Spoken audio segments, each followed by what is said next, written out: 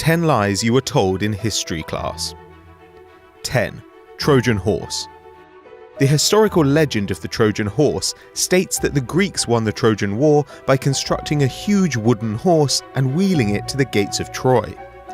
When the gullible Trojans brought the huge sculpture into the city walls, believing it to be a victory trophy, the Greeks hiding inside it were able to jump out and let the rest of their army into the city. However, there is no historic evidence for this fable, and the story was likely spread by oral historians generations later.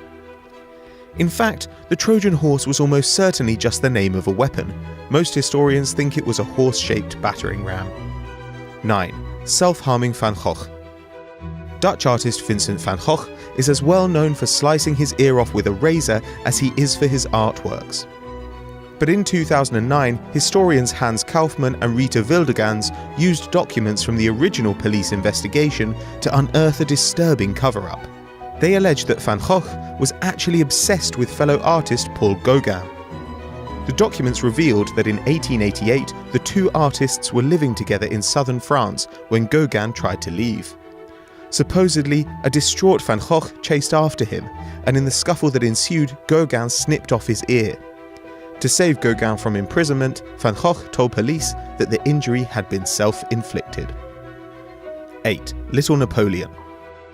French Emperor Napoleon is known as the Little Corporal, supposedly because of his miniature stature. Opposition propaganda twisted this title and used it to suggest that Napoleon's bloodthirsty campaigns were driven by paranoid insecurity. This legend is so renowned that today the term Napoleon complex denotes an aggressive short person. But at 5 feet and 6 inches, Napoleon was no shorter than the average Frenchman of his day. His nickname, Little Corporal, actually came about because of his low army ranking at the start of the French Revolution. 7. The truth about 300. The 480 BC Battle of Thermopylae is immortalized as a heroic display of courage. The tale states that the 300-strong Greek army, made up of Spartans, held out against an army of 2 million Persians for 3 days. In reality, however, the 300 Spartans were just a faction within a 7,000-man Greek army. Meanwhile, the number of Persian soldiers was closer to 150,000. During the battle, the Greek leader Leonidas dismissed most of his men so that they could plan new strategies. But even then, the army numbered at least 1,500. The legend came about because the Spartans, despite being hugely outnumbered, were still formidable in battle, and became renowned for their military expertise. 6. Russian horse banging. Russian ruler Catherine the Great's most infamous legacy was her death in 1796. It is said that she was crushed to death while having sex with a horse.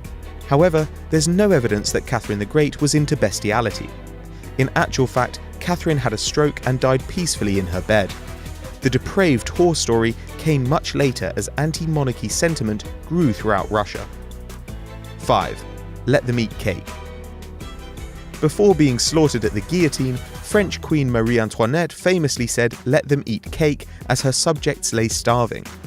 Only she didn't. The phrase actually originates from a 1776 piece of writing by Jean-Jacques Rousseau about an exchange he'd had 25 years earlier. Rousseau wrote that a great princess had uttered the phrase, but that princess was not Marie Antoinette, who was only 11 at the time.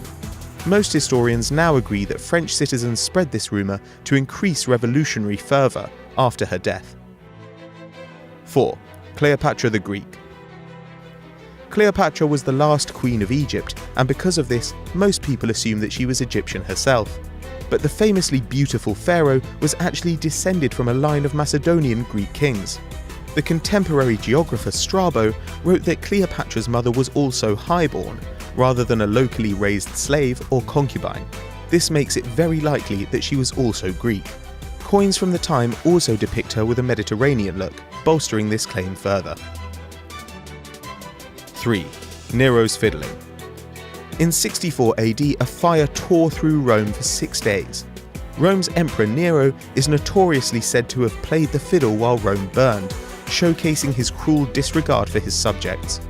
But historian Tacitus, who witnessed the event, writes that Nero sourced grain, opened his palace gardens, and coordinated firefighting efforts for his people. Historians such as Mary Giles now agree that the fiddling tale originated from the anti-Nero campaign that drove him to commit suicide 4 years later. 2. George Washington. The first US president, George Washington, was known for his honesty. The story goes that at age 6, George damaged his father's prized cherry trees using a hatchet. In a tale long used to establish Washington as an honourable leader, he admitted to cutting down the cherry tree despite being aware that he'd be punished. The truth is that this story first appeared in the 5th edition of a posthumous biography. And with no mention of the story during Washington's lifetime, it was most likely a ploy to get people to buy the book. 1. The birth of Jesus. Christmas is celebrated on the 25th of December to commemorate Jesus' birth. Yet this date was not recorded by early Christians, and therefore historians believe that the date Christians celebrate Jesus' birthday was selected long after his death. Evidence suggests that the selected birthday was lifted from the myth of the Persian man-god Mithras, who was worshipped by a contemporary all-male Roman cult. According to the religion, 500 years before Christ, Mithras was born on the 25th of December to a virgin mother. Hi guys, ready to bring you a special message. Yes, it's about our brand new Snapchat account. If you haven't followed us yet, what are you waiting for? Do you want to tell them what they can get? They can get lots of stuff of you lying in bed asking them questions, mate. That's mainly what it is. Fact or fiction? There's a little bit of that. There's a little bit of that. There'll be quizzes, there's facts, there's just all sorts of stuff. There's Dave eating ice cream. Me eating ice cream. Sometimes. Clap and comment. There's also John doing quizzes. Quizzes, imagine that. It's basically us having fun, a little bit behind the scenes, a little bit factual, a little bit us just taking a piss out of each other, really, isn't it? All the time, mate. So yeah, if you haven't followed us yet, snap the bug or do what you need to do here, and we'll see you over there. And there's also a link in the description. So as always guys, thank you so much for watching. We'll see you next time. See you in a bit. Peace.